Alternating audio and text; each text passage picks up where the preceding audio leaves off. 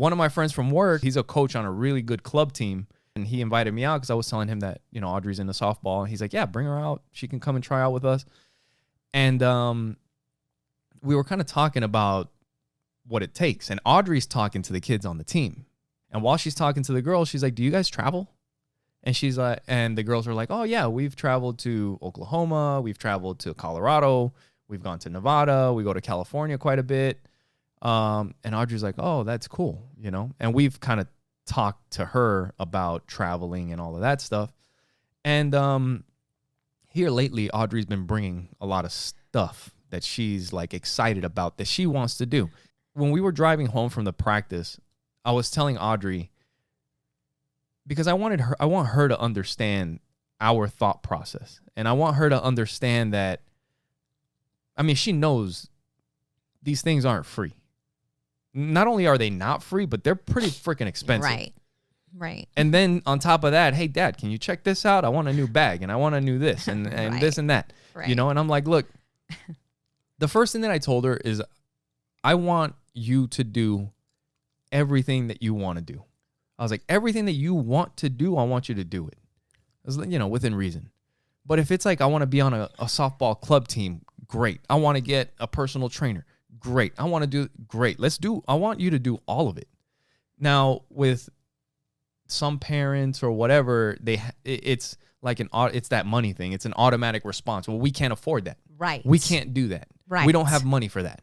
Right.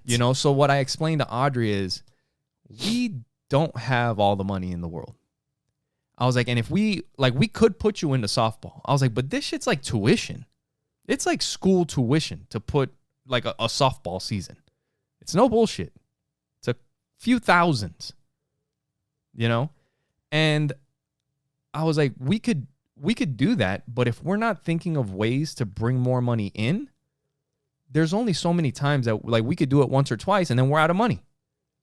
So whenever you bring stuff to us like this, the first thing that I start thinking, and I'm sure the first thing that your mom starts thinking is, how can we make this happen? Yes. What do we need to cut out? What do we need to adjust? How can we make more money? Yep. How can we make it happen? And I was telling Audrey, you come to me with a lot of stuff.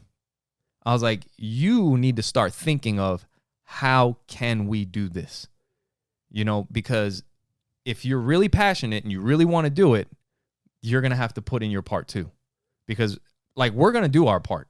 We're going to support. We're going to bust our ass so that the kids can do everything. And the other thing that I told her is that Joey hasn't figured out his thing yet either. He's still at that stage. Like, he's super into geology and the crystals and all that. And who knows? That may be the path for him that he ends up, maybe he's not into sports. Maybe for him, he's just going to have to do jujitsu because he's got to learn how to defend himself. But sports aren't his thing. And that's okay. Maybe geology is his thing. And then we're going to have to start supporting that. And I'm sure that stuff's not cheap either, going to geology camps. And it's even hard. It's probably more expensive and harder to find. Mm-hmm. You know what I mean? But it doesn't mean that we can't do it. That is where you and I are changing the way we were raised. Yeah. Because first of all, I wouldn't even ask, for certain things, because I knew that the response I was going to get is, we don't have the money for that. Or, money doesn't grow on trees. That was a famous saying in our house.